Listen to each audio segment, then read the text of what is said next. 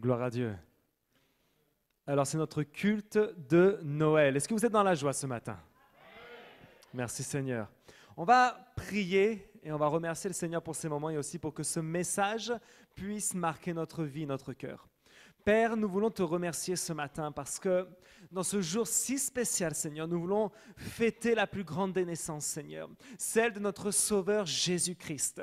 Et Seigneur, nous te prions vraiment qu'aujourd'hui nos cœurs soient disposés, nos vies soient disposées, Seigneur, que ta grâce coule sur nous ce matin, Seigneur, que réellement toute distraction ou toute chose qui nous empêche d'être concentrés ce matin soit laissée en dehors de nos vies, en dehors de nos foyers, en dehors de nos pensées, Seigneur, et que nous puissions profiter de ce moment de culte, de ce message, de cette parole, Seigneur, que tu vas semer dans notre cœur et qui va porter du fruit au centuple. Esprit de Dieu, prends le contrôle de toutes choses et que ce soit bien ta parole qui soit prêchée et non pas la parole d'un homme, Seigneur.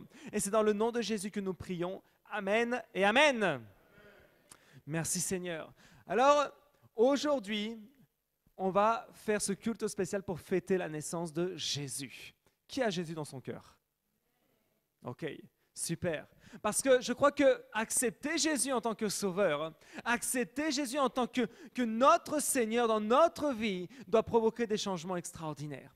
Et vraiment, la motivation de ce matin, c'est de se dire, lorsqu'on arrive à la fin de l'année, parce qu'on s'approche de la fin de l'année, n'est-ce pas? C'est de se dire que la fin de l'année doit être une fin d'année en beauté. Amen.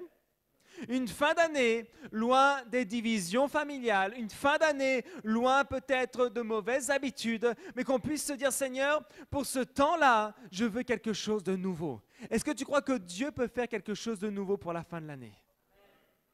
Je ne sais pas, on n'a pas chanté ce chant aujourd'hui, je crois, mais il y a un chant qu'on chante souvent et qui dit « Tu fais toutes choses nouvelles ». Toutes choses nouvelles. Et je pense qu'on doit rêver à des choses nouvelles maintenant. Qu'on doit se lancer à des choses nouvelles. Et le titre du message de ce matin, c'est qu'il est l'alpha et l'oméga. Le commencement et la fin. L'alpha et l'oméga. Amen. Rendez-vous compte d'une chose. Dieu est le commencement, mais il est aussi la fin. Alors, ce qui est intéressant de voir, c'est que parfois, il y a des commencements qui sont très difficiles, n'est-ce pas? Dans la vie, parfois, on commence quelque chose, on commence une année, mais la Bible nous enseigne aussi une chose, que la fin d'une chose est meilleure que son commencement. Et j'aimerais que cette fin d'année soit la meilleure fin d'année de ta vie. Non pas parce que je te le dis, mais parce que Jésus va faire en sorte que cette fin d'année soit complètement différente. Qui a vécu des épreuves cette année? On va faire un petit sondage. Les autres n'ont pas vécu d'épreuve. Alléluia. Bon, merci Seigneur, il faudra nous dire le secret parce que franchement, c'est balèze quand même. Mais je pense qu'on a tous traversé des choses cette année, n'est-ce pas? Est-ce que ces épreuves t'ont fait grandir? Parce que le but de l'épreuve, c'est d'amener plus loin avec le Seigneur. Regardez que lorsqu'on n'a pas Dieu dans notre vie, lorsqu'on marche dans le monde, qu'on n'a rien du tout, l'épreuve, c'est qu'une galère de plus. L'épreuve, c'est quelque chose qui nous écrase. L'épreuve, c'est quelque chose qui fait tomber les gens en dépression, qui fait tomber les gens dans le stress, dans plein de maladies. Pourquoi? Parce qu'ils n'ont pas Dieu. Mais quand tu as le Seigneur dans ta vie et que tu vis l'épreuve, tu as quelqu'un à qui parler. Tu as quelqu'un vers qui te retourner. Tu as celui qui a permis qu'il y ait un commencement à l'épreuve, mais qui va marquer aussi la fin de l'épreuve. Amen. Est-ce que tu crois qu'il y a une fin à toute épreuve? Parce que parfois on s'y habitue, n'est-ce pas? On a vu le commencement, mais la fin tarde à venir. Et prend du temps, et prend des années, et prend des fois trop d'années.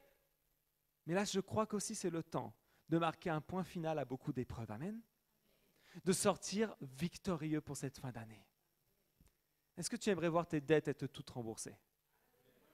Est-ce que tu crois que c'est possible? Ah là là, ça serait bien, hein? Tu finis 2018, plus de dettes, Seigneur, waouh! Plus aucune dette, plus de découvert à la banque. Alléluia! Finir une fin d'année comme ça serait magnifique. On a déjà eu un témoignage d'ailleurs de quelqu'un qui a vécu déjà sa fin d'année avant. Mais c'est beau, parce que Dieu peut rendre n'importe quelle chose possible en réalité. Il s'agit de foi. Et on va lire dans l'Apocalypse, au chapitre 22, du verset 13 à 14. Apocalypse, chapitre 22, versets 13 à 14, où il est dit Je suis l'alpha et l'oméga, le premier et le dernier, le commencement et la fin. Heureux ceux qui lavent leurs robes, ils auront droit à l'arbre de vie et pourront entrer dans les portes dans la ville. Amen.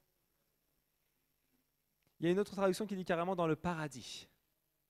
Dans le paradis. Est-ce que tu te rends compte que tu as la possibilité d'entrer dans le paradis? Alors, au travers de ces quelques lignes, le Seigneur enseigne beaucoup de choses. Déjà, il dit qu'il est le commencement et la fin. Ça veut bien dire que de toute façon, Dieu a effectivement démarré quelque part les choses. On le lit dans le livre de la Genèse. Mais il y a aussi une fin réelle, une fin à tout ce qui nous entoure, une fin à la vie où on a l'habitude de vivre. Il y aura aussi une fin. Mais tout ça pourquoi? Le plan de Dieu, c'est que tu puisses accéder au paradis. Manger de l'arbre de la vie et avoir en fait la vie éternelle, c'est ce que ça veut dire. Manger de l'arbre de la vie, c'est avoir la vie éternelle. C'est le plan de Dieu pour chacun d'entre nous. Est-ce que tu réalises cela ce matin? Que si un jour Dieu a déterminé la date où Jésus allait venir dans ce monde, il a déterminé un nouveau commencement avec Jésus. Il a déterminé un plan de rédemption. Et en ce moment, nous vivons en plein dedans. Nous sommes dans le plan de rédemption du Seigneur.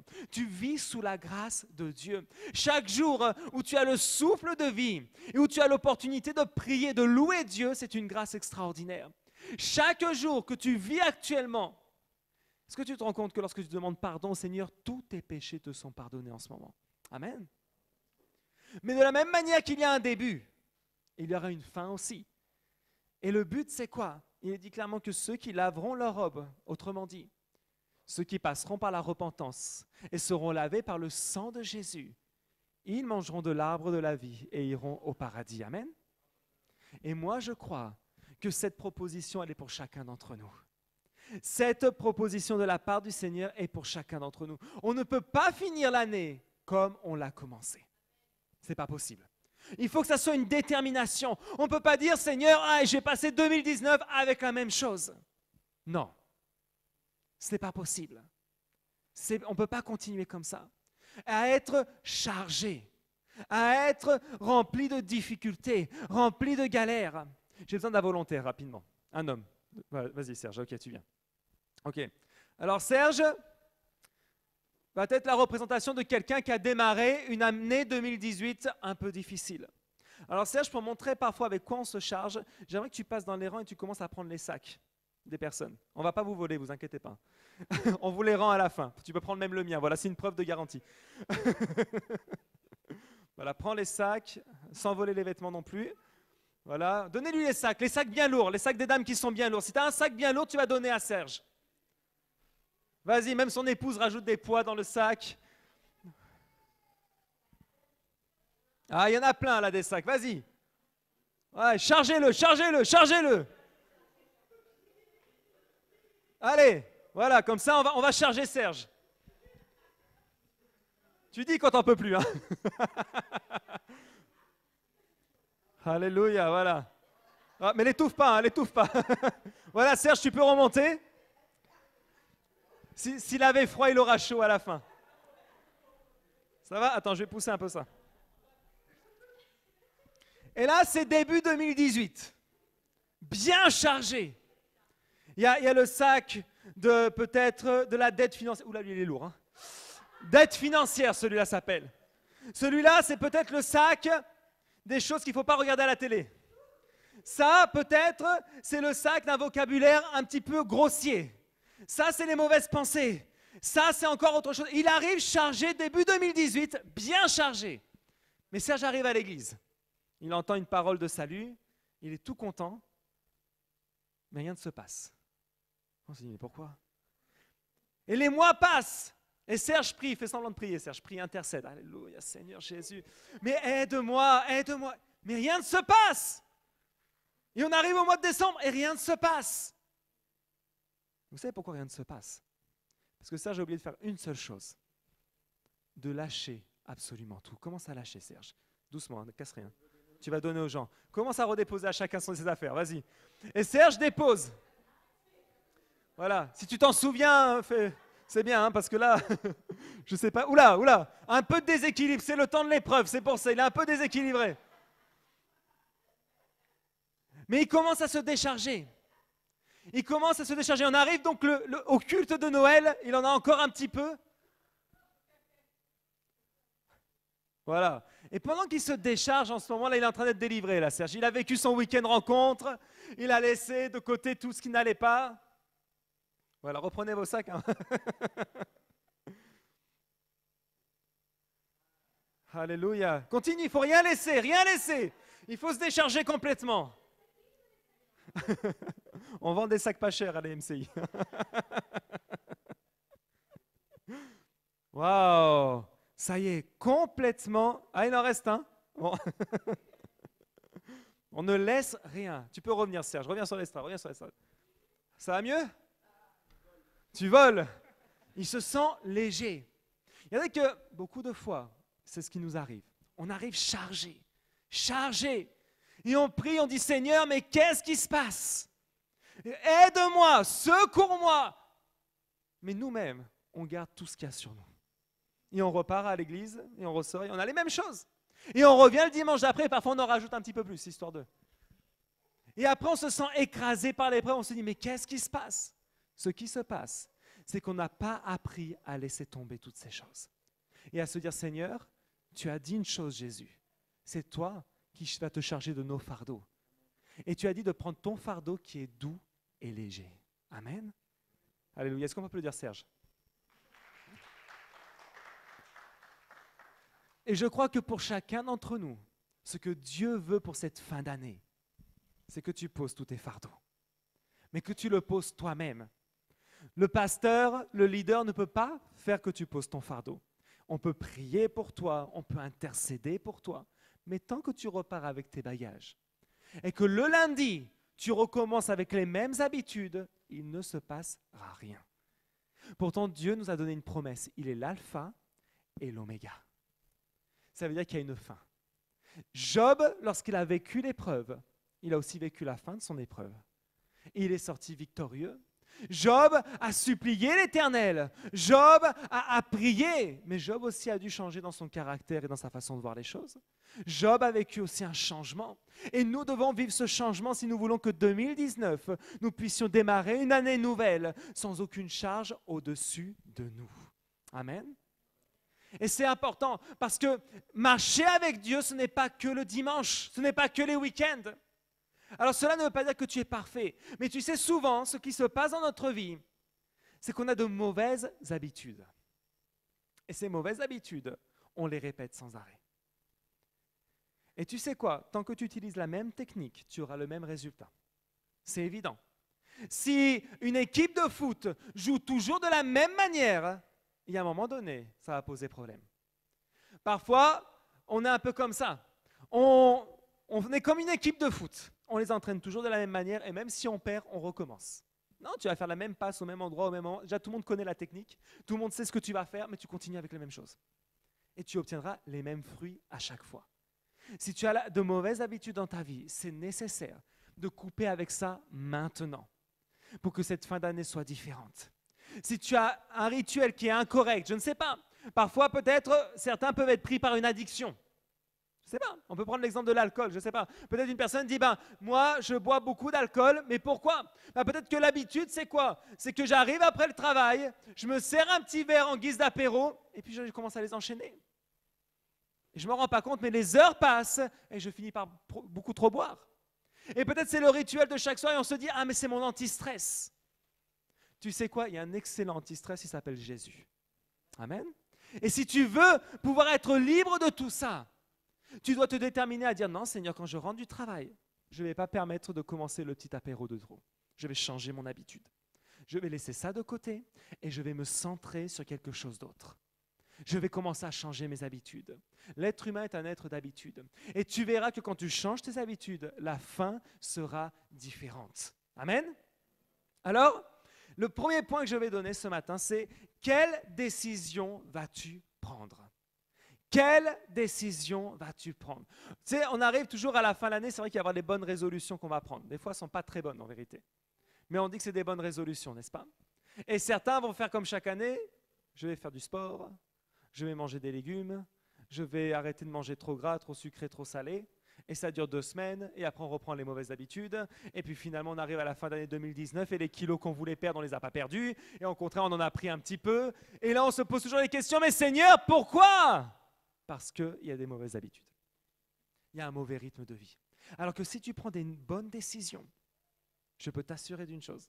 Si tu es quelqu'un de déterminé, ou si tu vas apprendre à être déterminé, tu sais, parce que ça s'apprend à être déterminé.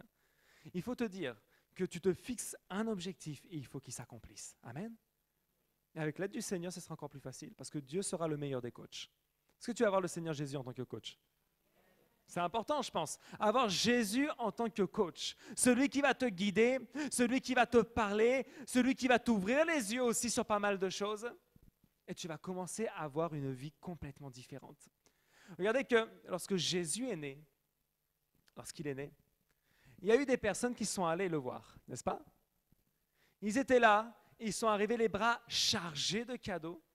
Mais entre-temps, il y a eu un ennemi qui s'est interposé. Parce que Hérode n'aimait pas trop l'idée qu'un roi puisse venir à sa place. Et Hérode, en jouant un petit peu la stratégie, a dit « Ah, moi aussi j'aimerais bien aller adorer Jésus. Moi aussi j'aimerais bien aller connaître ce tel Jésus. » Mais grâce à Dieu, les rois mages ont été suffisamment sages et ont écouté la voix du Seigneur pour après prendre un autre chemin. Mais regardez ce qui se passe. Jésus, le sauveur de l'humanité. Jésus, celui qui allait changer la vie de chacun d'entre nous. Dès le commencement, l'ennemi a essayé d'attaquer. Dès la racine. Pourquoi? Parce que c'est bien plus facile d'attaquer quand quelque chose commence. Ce n'est pas encore solide. Alors certes, lorsqu'on prend de bonnes décisions, de bonnes déterminations pour le Seigneur, l'ennemi ne va pas attendre que tu aies pris les bonnes habitudes pour attaquer, parce qu'une fois que c'est pris, c'est pris. Mais il va tout de suite chercher à viser dès le commencement. Regardez pourquoi les enfants sont les plus attaqués. Parce que c'est plus facile de s'attaquer à un enfant qu'à un adulte qui a déjà des idées bien arrêtées dans sa tête. Un enfant, c'est une éponge. Il absorbe absolument tout ce que tu lui enseignes. Si tu enseignes des choses incorrectes, l'enfant répétera des choses incorrectes. Voilà pourquoi l'ennemi s'acharne contre la jeunesse. C'est ça, hein? Et si nous, en tant que chrétiens, on ne cherche pas à élever nos enfants avec la parole de Dieu, l'ennemi va élever les enfants d'une autre manière. Et après, on ne comprend pas. Mais pourquoi? Tout simplement parce que l'ennemi attaque dès le plus jeune âge. C'est terrible, hein, n'est-ce pas? Mais je crois en un Dieu qui est en train de changer les choses et qui va nous utiliser chacun d'entre nous pour transformer cette génération. Amen. Mais en tant qu'adulte, on doit savoir prendre les bonnes décisions. Est-ce que tu veux être un exemple? Alléluia. C'est pas facile d'être un exemple, hein, n'est-ce pas? C'est pas évident. Et on se dit, waouh, si je veux être un exemple, c'est-à-dire que les yeux seront fixés sur moi. Et peut-être même aujourd'hui, tu te dis, waouh, mais avec le passé que j'ai, quel exemple je peux être? Avec les bêtises que j'ai faites, la réputation que j'ai, comment je peux être un bon exemple? Moi, je sais une chose, c'est que Jésus peut faire en sorte que ton passé devienne un témoignage pour sa gloire. Amen. Est-ce que tu veux que ton passé soit effacé? Le passé mauvais, hein? Est-ce que tu veux que ton passé mauvais soit effacé par le sang de Jésus ce matin? Alléluia. Hein? Et moi, je crois que c'est possible. Parce que, tu sais, parfois on a peur parce qu'on se dit, non, mais les gens me connaissent déjà. Les gens ont déjà vu ce que j'ai fait, ce que j'étais. Mais tu sais quoi? Peu importe ce qu'ont vu les gens, à partir d'aujourd'hui, tu peux marquer la différence. De nouvelles décisions, une fin d'année qui soit une fin d'année complètement différente, avec une famille sûrement restaurée. Amen. Peut-être dans le couple, il y avait quelques petits frottements. On va dire ça comme ça. Hein? À cause des caractères, à cause peut-être des choses que fait l'un et que n'aime pas l'autre. Mais tu sais quoi? Même là-dedans, on va changer aussi. Amen. Parce qu'on va être des couples d'exemple. Alléluia. Et tu sais quoi? Dieu nous a créés d'une manière parfaite. Parce qu'il nous a fait avec 2 oreilles et une seule bouche. Donc on va écouter 2 fois plus que ce qu'on va parler. Alléluia. Tu vas dire à ton voisin, écoute 2 fois plus que ce que tu ne parles. Amen. Parce que parfois on ne sait pas écouter. Parfois la bouche, elle prend le pas sur les oreilles. Et on parle, on aime donner la leçon, on aime avoir raison. Mais tu sais quoi, même là-dedans, on doit apprendre à changer. On doit apprendre à être attentif. On doit apprendre à être à l'écoute des uns et des autres. Qui est impatient ici? Ouh. Eh ouais, la patience c'est dur, n'est-ce pas? Pourtant la patience c'est un fruit de l'esprit, amen. Mais tu sais quoi? Peut-être si tu étais impatient cette année, demande au Seigneur qui t'enseigne la patience. Ça t'évitera le stress, ça t'évitera la colère, ça t'évitera plein de choses. Tu sais pourquoi? Parce que la bonne nouvelle, c'est que quand tu marches avec le Seigneur, il a toutes nos circonstances sous son contrôle. Amen. Ça veut dire qu'il n'arrive jamais en retard. Peut-être pas en avance, peut-être pas à l'heure qu'on désire qu'il arriverait, mais il va arriver. Prends comme décision de laisser toutes choses entre les mains du Seigneur. Amen. De lâcher peut-être les mauvaises pensées aussi. Ces pensées que lorsque tu commences à faire un pas de foi, là-dedans ça commence à tourner. Ah, qu'est-ce que tu es en train de faire? Qu'est-ce que tu dis comme bêtise? Mais pourquoi tu te lances à des choses si folles? C'est pas normal, tu risques de tout rater, tu risques de tout perdre, tu n'es pas assez bon pour réussir telle ou telle chose. Là, les pensées commencent à travailler. Quand tu as ton entreprise, par exemple, je sais, il y a des entrepreneurs ici, hein, il y en a là, au moins 2 déjà. Est-ce qu'il y a d'autres entrepreneurs ici? Ou d'autres qui veulent voir leur entreprise arriver? Non, personne? Mais si, il y a des entrepreneuses là, il y en a une aussi. Regardez que lorsqu'on se lance à faire son entreprise, c'est un pas de foi. Hein.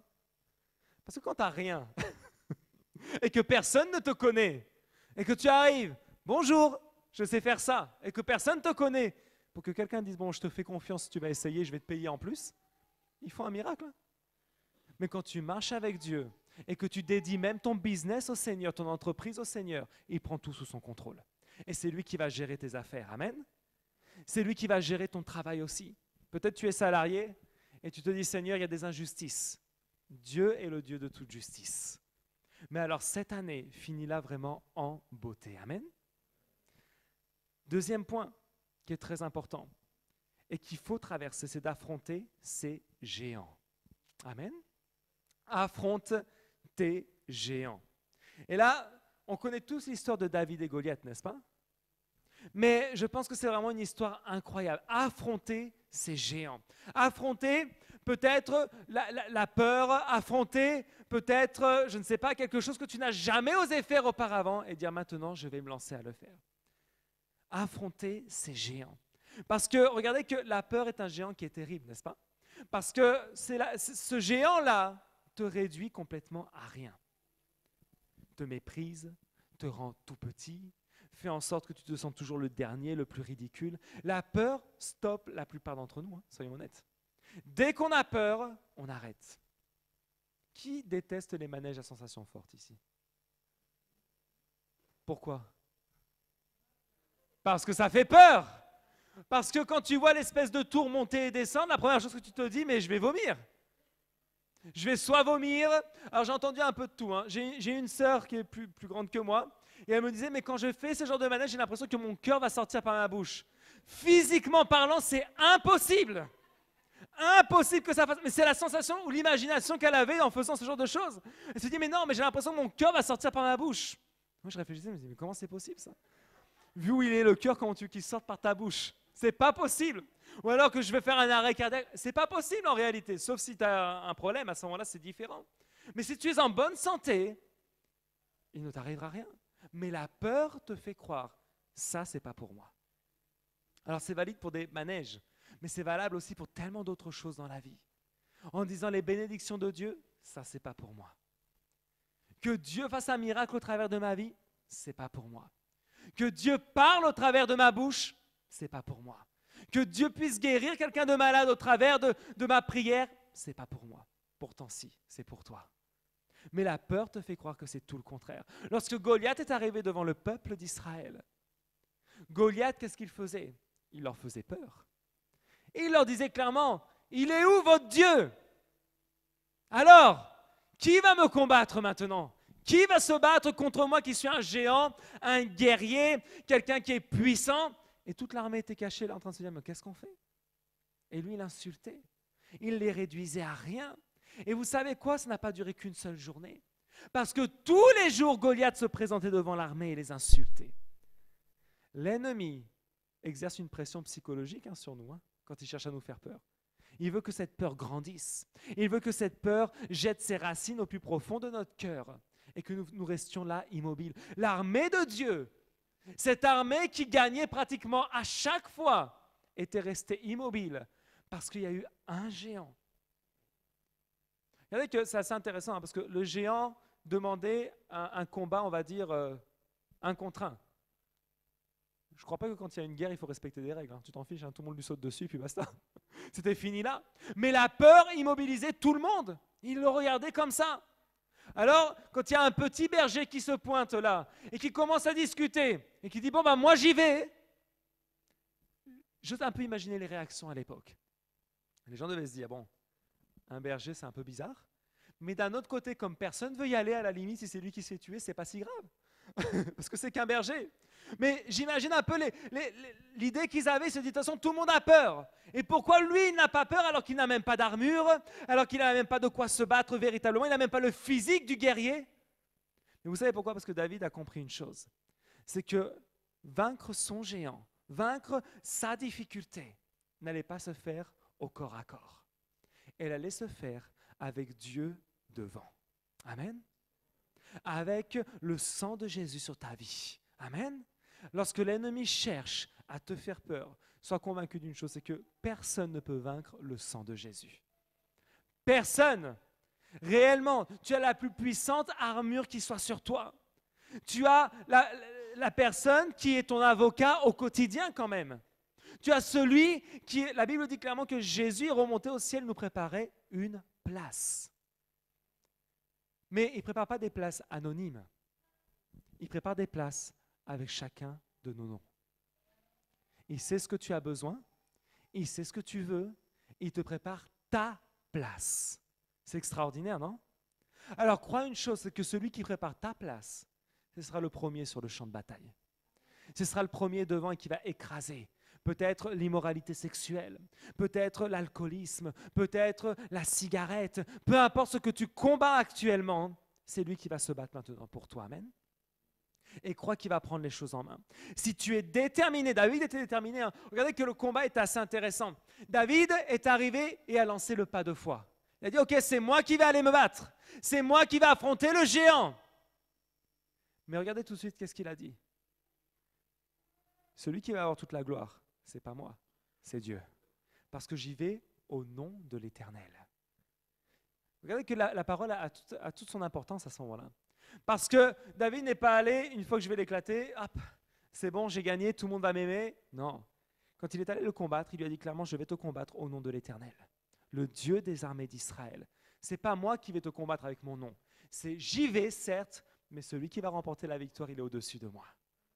C'est comme ça qu'il faut se battre. Lorsque tu as quelque chose à affronter dans ta vie et que peut-être ça te demande de faire le pas de foi, fais-le. Sois confiant et sois certain de la victoire. Mais celui qui va te donner la victoire, ce n'est pas tes forces. C'est le Dieu Tout-Puissant.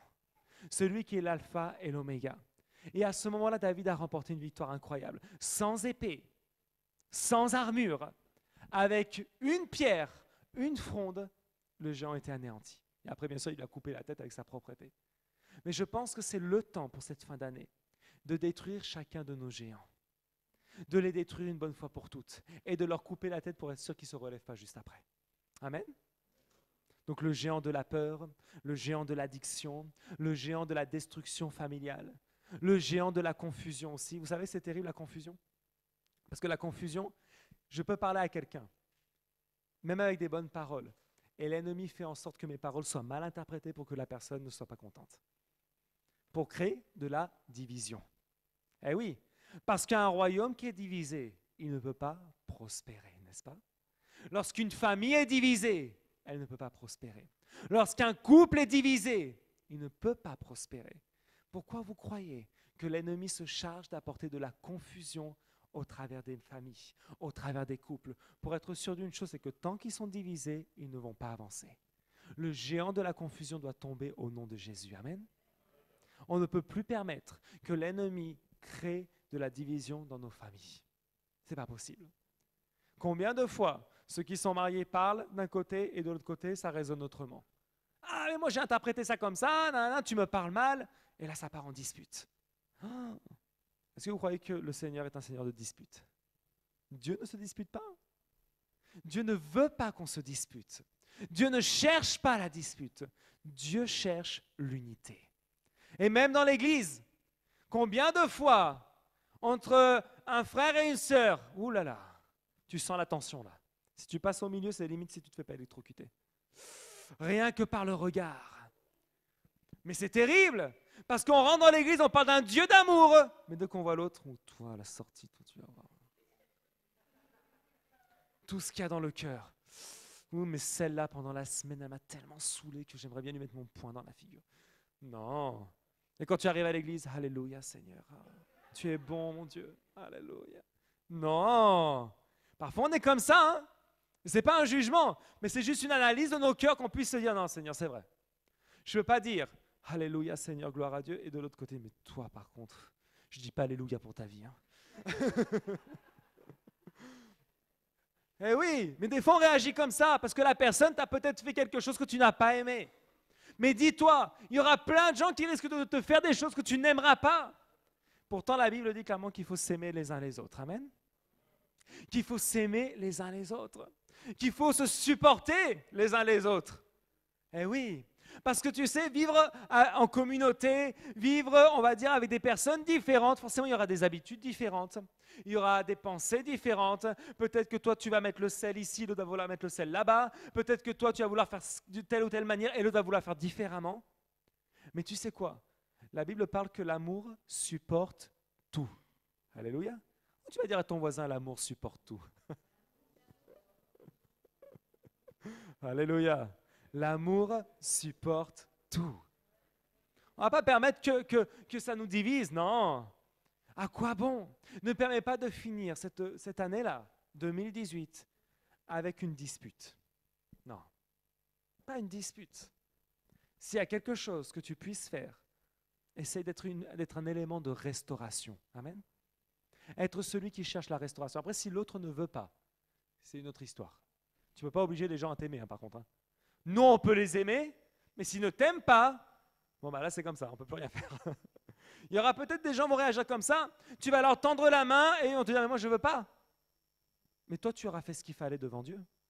Toi, tu auras fait ce qui est juste devant Dieu. Et personne ne pourra dire, ah, mais celui-là ou celle-là, ce n'est pas quelqu'un de bien. Non. Moi, je tends la main. Si tu ne veux pas, c'est une autre histoire.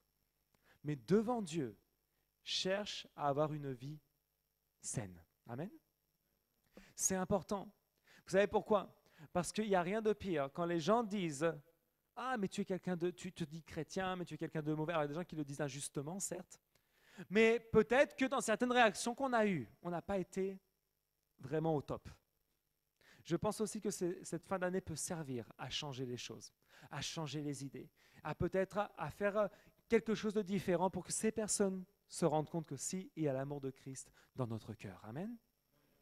Est-ce que tu t'es déjà posé la question, qu'est-ce que mes voisins pensent de moi? Alors, ce n'est pas qu'on va essayer de leur plaire, mais est-ce qu'ils se disent, en bas, il y a des disputes toute la journée, c'est un truc de fou, quoi. Ou peut-être qu'ils rigolent, qu'ils baissent le son de la télé juste pour écouter ce qui se passe. Ils disent, non, on a le spectacle à côté, c'est trop bien. Est-ce que tes voisins pensent ça de toi et de ta famille? Ou est-ce que les voisins disent, non, vraiment, c'est une bonne famille. Il y a des hauts, il y a des bas, mais c'est des gens bien. Parce que le jour où tu vas leur parler de Christ, il faut qu'ils aient envie de dire, ah, ben j'ai compris pourquoi il y avait quelque chose de différent. Et pas de se dire, quoi? De quoi tu parles là? Christ? Non, merci. Je passe. Je préfère pas ça, moi. Non, c'est pas correct. C'est important qu'on puisse être des porteurs de lumière, même pour cette fin d'année. Pas juste pour la Noël, vous savez. Parfois, on devient tout sage juste pour la Noël. Non, non, non. On va devenir tout sage et tout bien parce qu'on veut un nouveau commencement. Amen. On veut que l'oméga de cette année, la fin de cette année, soit le top du top. Moi, je crois qu'il peut y avoir encore beaucoup de miracles. Il reste à peu près 3 semaines, n'est-ce pas? Est-ce que tu crois qu'en 3 semaines, Dieu peut tout changer? On parle d'un Dieu qui peut faire une nation en une journée.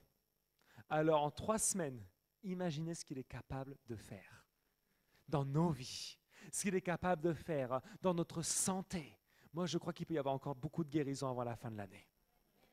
Pas parce que les médecins disent, peu importe ce que les médecins disent. Si les médecins disent ça se soigne, amen, ok, c'est génial. Mais si les médecins t'ont dit non, ça c'est une maladie héréditaire, ça c'est parce que tu as fait trop de sport quand tu étais jeune, ça c'est parce que tu n'as pas fait assez de sport. Regardez qu'il y a toujours un truc, hein. Soit tu fais pas assez, soit tu fais trop de toute façon. Donc il y a toujours une excuse à tout. Donc comme il y a toujours une excuse à tout, Dieu m'a dit une chose dans la parole, il a dit qu'il nous a fait à son image et à sa ressemblance. Et moi, je ne crois pas en un Dieu qui soit malade, je crois en un Dieu qui est tout-puissant, qui a envoyé Jésus verser son sang pour moi. Donc, une raison de plus pour que je finisse cette année dans la victoire. Amen.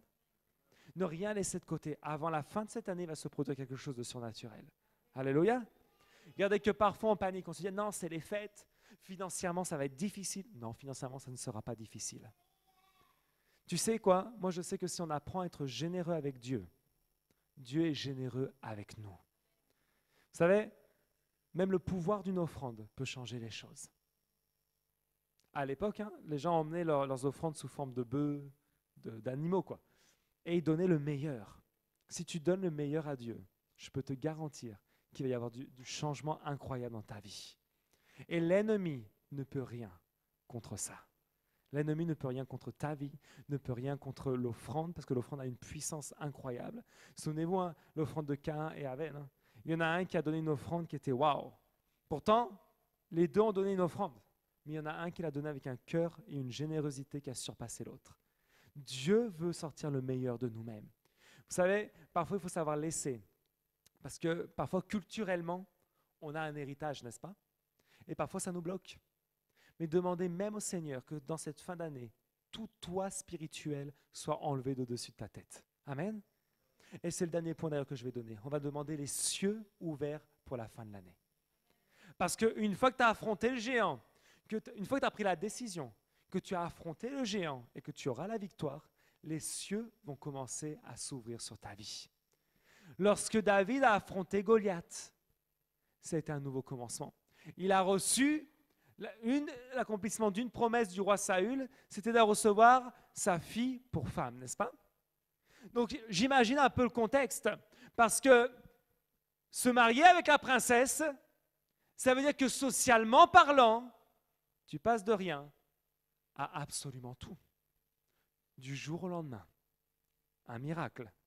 Affronter les géants, ça te fait passer de rien à absolument tout. Amen. Je peux te dire une chose, c'est que si tu te dis, Seigneur, pour cette fin d'année, je vais mettre un terme à tout ce qui m'empêchait d'avancer. Je vais lâcher mes fardeaux, je vais affronter les géants et je me détermine à marcher dans ta voie. 2019, tu seras peut-être passé de rien à absolument tout. Amen. À une surabondance incroyable, à une année où tu vas porter du fruit. Est-ce que tu veux porter du fruit pour 2019? Moi, je veux porter du fruit pour 2019. Je veux voir les cieux être ouverts. Parler de cieux ouverts, c'est quelque chose qui n'a pas de limite. C'est quelque chose qui s'écoule en surabondance, constamment. Tout ce que tu n'as pas pu obtenir, tu vas l'obtenir parce que les cieux vont être ouverts. L'ambiance va être différente. C'est nécessaire. On est enfant de Dieu. Est-ce que tu peux le dire à ton voisin, tu es enfant de Dieu? Tu es enfant de Dieu. Oh, on est les fils du roi des rois, hein? C'est pas n'importe quoi tout ça. Alors lorsqu'on réclame que les cieux soient ouverts, les choses doivent être différentes. Alors oui, comme je le disais au début, il faut apprendre à mourir à certaines habitudes. Jésus dit une chose, si le grain de blé ne tombe en terre et ne meurt, il ne peut pas porter du fruit. Ça veut dire quoi? Lorsque je sème quelque chose, la graine doit mourir pour ensuite que le fruit commence à sortir. Il faut savoir mourir à certaines habitudes, à certains comportements, à notre caractère. Savoir mourir à ces choses-là pour que enfin le vrai fruit arrive. Je peux te dire une chose, moi je crois qu'en 2019, l'accomplissement des promesses de Dieu vont être incroyables. J'en suis convaincu. Parce que chaque année, c'est un pas en avant. On n'a pas le droit de reculer avec le Seigneur. Amen. On ne peut pas reculer, on va avancer.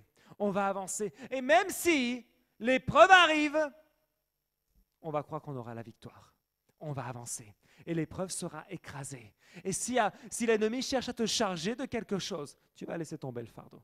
Et tu pourras répondre à l'ennemi, tu sais quoi? J'ai déjà pris un fardeau, c'est celui de Jésus. Parce que son joug est doux et léger. Son joug est doux et léger. Et tu pourras lui répondre à Satan quand il viendra te mentir, lorsqu'il viendra te menacer, lorsqu'il viendra d'essayer de te stopper. Tu vas dire, non mais j'ai déjà pris le joug de Jésus, t'inquiète. Le joug de Jésus est doux et léger. Le reste, c'est lui qui s'en charge. Si Satan veut charger quelqu'un, il va parler avec Jésus. On n'a pas besoin de parler avec l'ennemi. On n'a pas besoin d'avoir une conversation avec lui. Le Seigneur, c'est lui qui va marcher devant nous. Il va commencer à tout prendre pour nous. Amen. Et tu vas marcher dans la vraie liberté. Moi, je crois que c'est vraiment le temps de profiter de cette fin d'année pour vivre le changement incroyable. On ne peut pas accepter de continuer la semaine prochaine de la même manière. Amen. Est-ce que tu peux te déterminer dans ton cœur? Tu peux dire, non, Seigneur, là, je me détermine. Ça va te demander un effort. Hein? Attention, hein? Ça va te demander de dire, non, là, c'est stop. Quand il y a la pensée qui va venir là, et ça va repartir. Non, mais tiens, voilà, toi, tu n'es pas bon pour ça. Stop. Je prends cette pensée, je ne l'accepte pas et je me détermine à avancer. Des guerriers pour le Seigneur. Hein? On est tous des guerriers pour le Seigneur. Si tu es ici ce matin, tu sais, c'était bien plus facile de rester dans ton lit et dormir. C'était plus facile. Et tu aurais pu rester dans ton lit et dormir. Mais tu t'es déterminé ce matin à te lever, à recevoir une parole de la part de Dieu et à croire que la naissance de Jésus a bouleversé le monde entier et a bouleversé ta vie de manière personnelle. Amen. Il est l'alpha et l'oméga. Que l'oméga soit le top du top cette année. Amen. Alléluia. On va se lever, on va prier le Seigneur.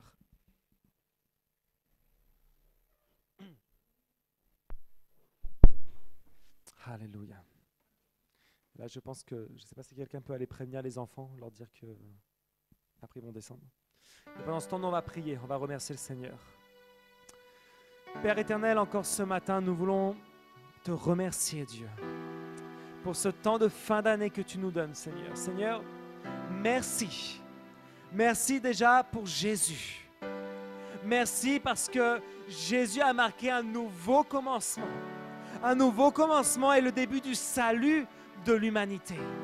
Jésus, nous voulons te remercier pour la croix. Nous voulons te remercier pour le sang que tu as versé, Seigneur Jésus. Sur cette croix, tu as porté absolument tout. Nos fardeaux, nos péchés, nos douleurs, nos maladies, Seigneur. Et ce matin, je veux te prier, Jésus, que ton sang vienne nous laver. Réclame que le sang de Jésus te lave ce matin.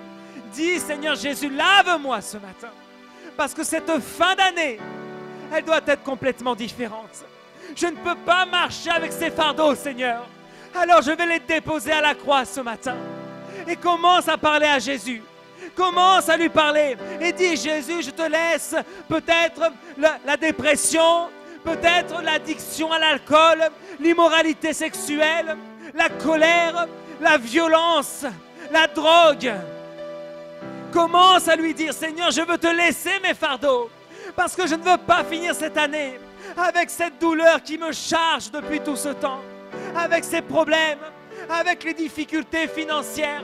Réclame au Seigneur la délivrance de tes finances même. Et dis-lui, Seigneur, j'ai porté la dette cette année, mais aujourd'hui je veux la lâcher dans tes mains.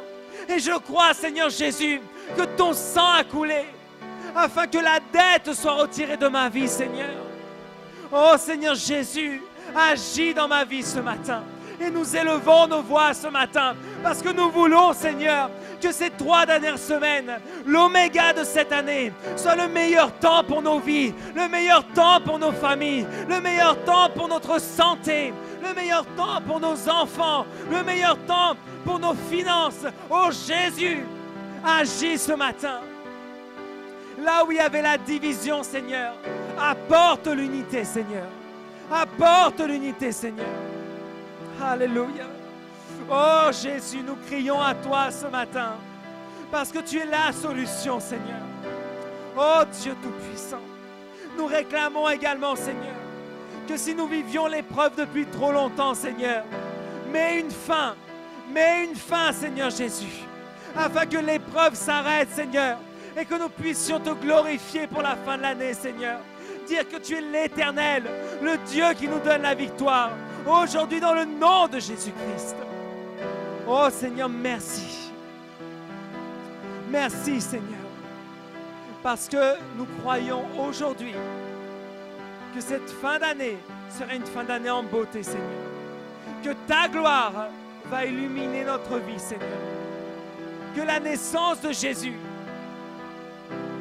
fera venir à toi beaucoup de perdus, Seigneur. Là où nous sommes, Jésus, nous réclamons du salut en abondance, Seigneur. Du salut en abondance, Seigneur. Viens sauver nos familles, Seigneur. Viens sauver nos amis, Seigneur. Que ta parole, Seigneur, transperce leur cœur et les libère au nom de Jésus-Christ. Dieu Tout-Puissant, ce matin, je veux prier afin que chaque géant tombe dans le nom de Jésus. Le géant de la peur, ce géant qui nous empêchait d'avancer, ce géant qui nous faisait croire que nous n'étions pas capables, le géant de l'échec, le géant de la peur, le géant du stress, le géant de la maladie, tous ces géants, aujourd'hui au nom de Jésus, nous ordonnons leur chute ce matin et nous réclamons la délivrance totale, Seigneur. Des cieux ouverts sur nos vies. Des cieux ouverts sur nos vies, Seigneur. Que tout toit spirituel soit retiré dans le nom de Jésus-Christ. Afin que nous vivions, Seigneur, ta bénédiction en surabondance, Père. Merci, Seigneur, parce que je sais que tu opères des miracles ce matin, Seigneur. Tu opères des miracles dans chacune des vies présentes, Seigneur. Dans chacune des familles représentées ce matin. Dieu Tout-Puissant, que ton nom soit élevé et soit glorifié. Et c'est dans le nom de Jésus que nous avons prié. Amen. Et amen. On peut applaudir le Seigneur.